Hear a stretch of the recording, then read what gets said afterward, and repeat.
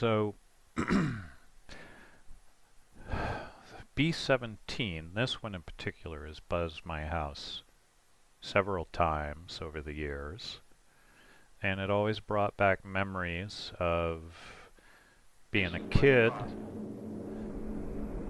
going down to see the Memphis Belle movie, listening to the gunner chatter among the crew and the pilots, and my high school librarian served on B-17s over the European theater, and I recall him telling me that his hearing was gone and all he could hear was the drone of the engines of a B-17.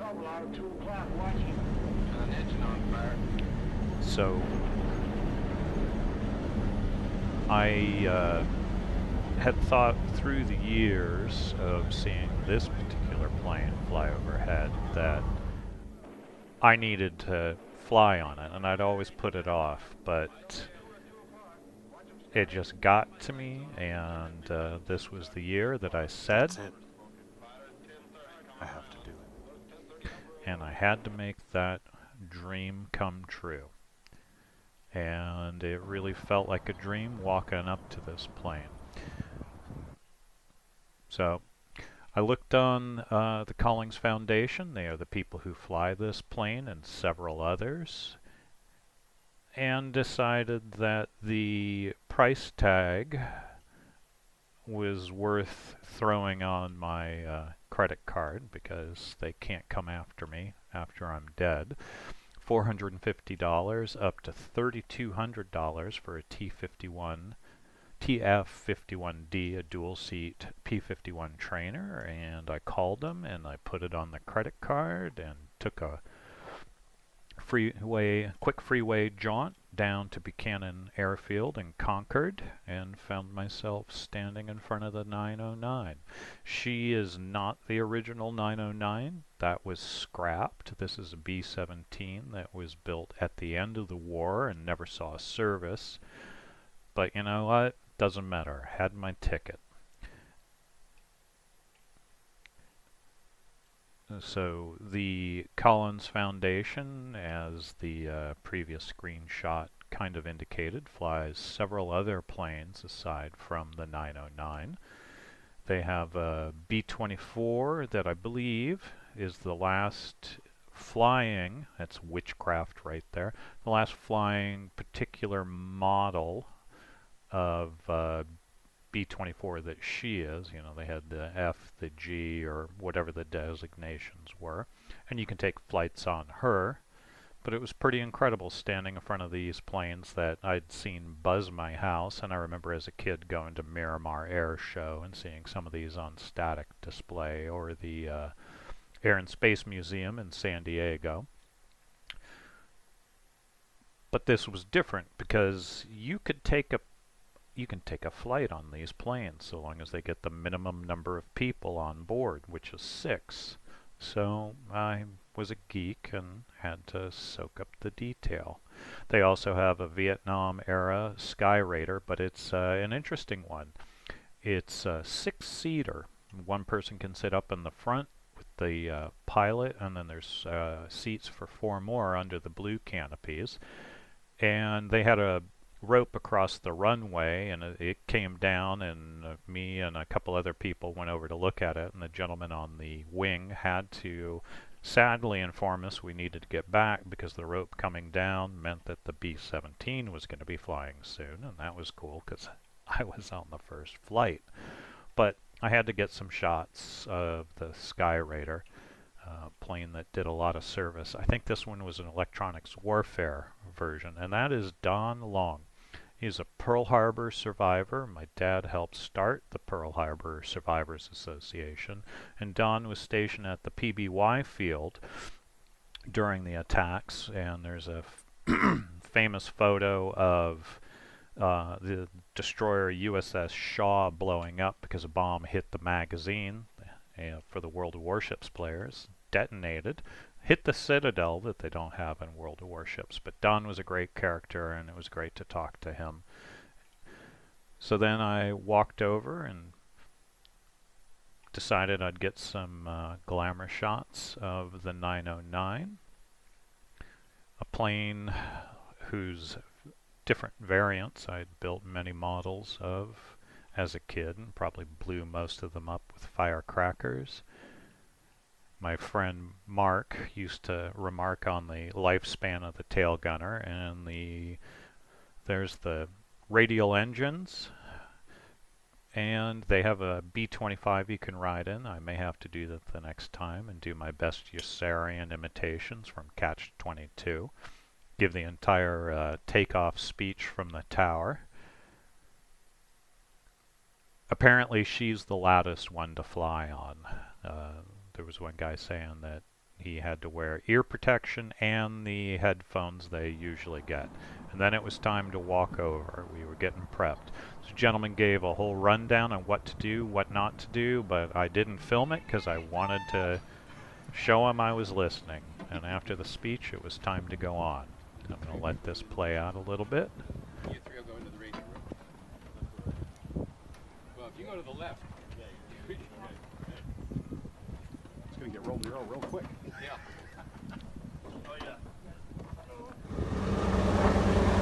Then we're on, and the engines were idling.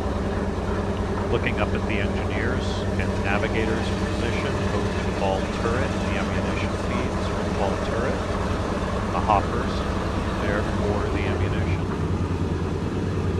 And you just had this sense that every second you were on this plane you wanted it to last longer, because every second that slipped away was closer to you having to get off of it. A shot of the hopper and feeder for the ball turret mechanism, waist gunner position, and sitting there just wanting to go, but also enjoying the experience of even just hearing the engines from the inside of one of these planes. And then it was time for rolling.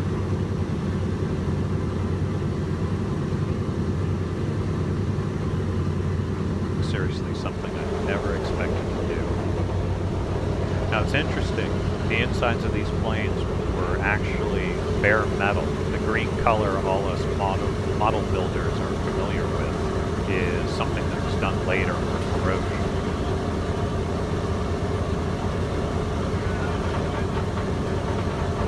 You can just see up into the cockpit there through that bar door, through the bomb bay.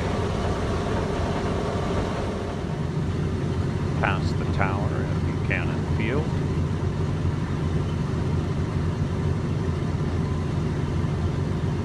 And it was great because there was a guy who brought like his 10 or 11-year-old kid on board, a couple of old timers as well.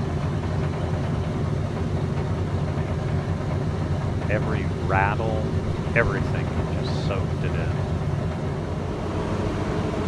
And the pulley system, cables, no glass in cockpit, all fly by real wire. And then set, waited for the engines to idle up and get permission to get onto the actual runway. And I'm sitting in the plane, craning my arm up, because we're sitting on the floor of the plane to try and get some sort of shots. And then the kid was actually looking at the screen of my phone while I'm capturing this, so we could see what was going on.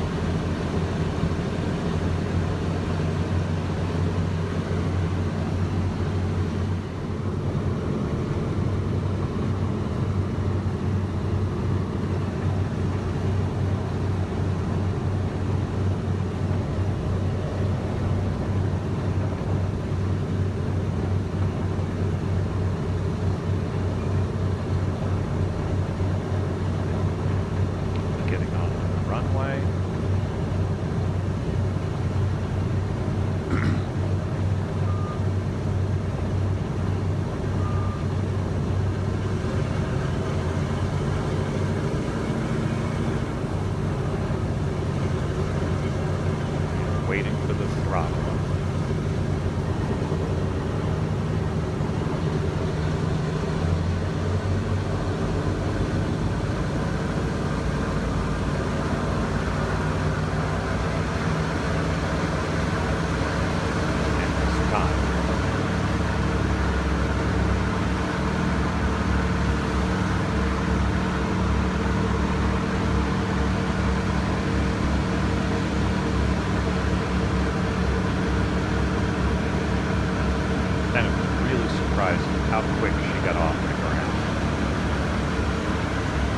we're up. And you can hear me say it. Kitten candy store.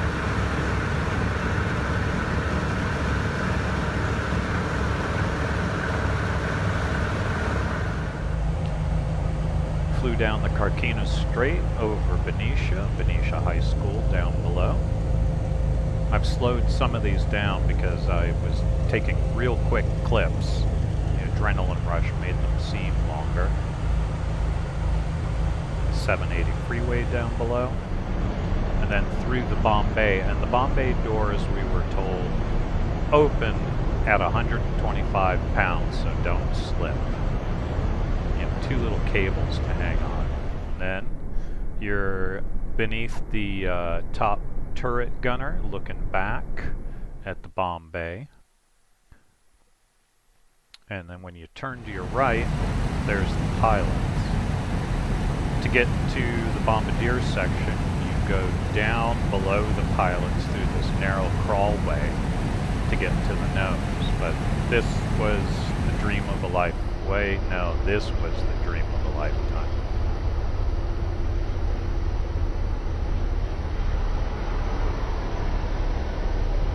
Being able to be in the bombardier's position, looking out, and my house is down there somewhere. And it's funny because I was texting my girlfriend going, hey, we're coming up on it, and I was texting my favorite tap room, which is down below in the Mare Island Straits, Mare Island Naval Yard off to the left there, Vallejo down to the right. But that's the ferry building and the harbor. There's the ferry building, and the closer turret is the Mare Island Brewery tap room.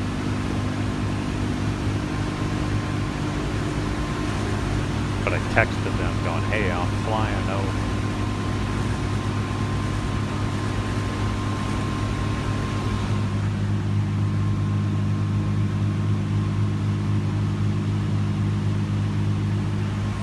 The end of Mare Island over the 37th freeway in San Pablo Bay. And that's the gentleman who had his kid on board. He could have stayed and shot. Just amazing.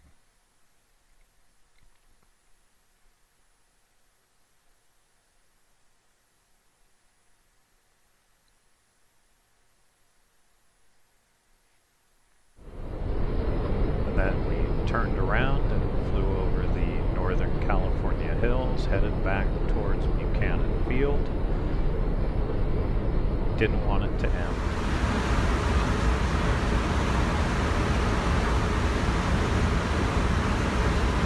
And yeah, I know I should have turned the camera sideways on some of these, but adrenaline rush. And the plywood boxes are actually the ammo hoppers for the waist gunners.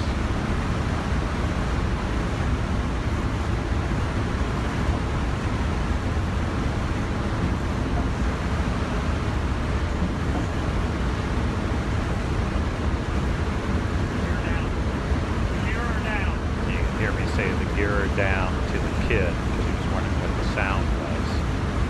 And just like in the movies, you can hear the wheels touch.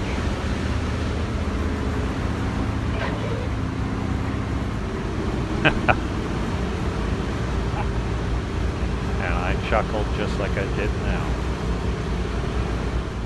Then it's time to get off. You have to forgive my finger getting in the camera, but it was just mind-numbing and amazing. The next crew. And one more look.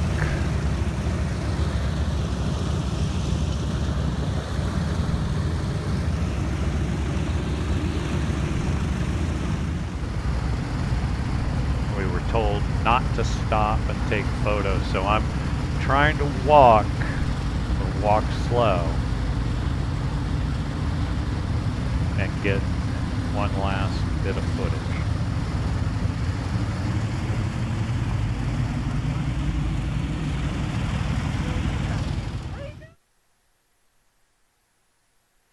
And then she went out for her next run, and there's a very happy camper at about 10,000 feet. Then it was time for witchcraft. It was like it would be far more comfortable for me to stand up in.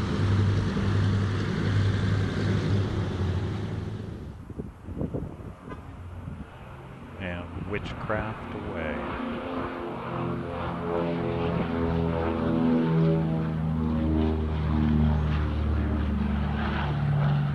So I highly recommend it. If you get the chance, do it. If you got the money, go up and earn stick time on the P-51. Who can say, not many can say, that they have done that.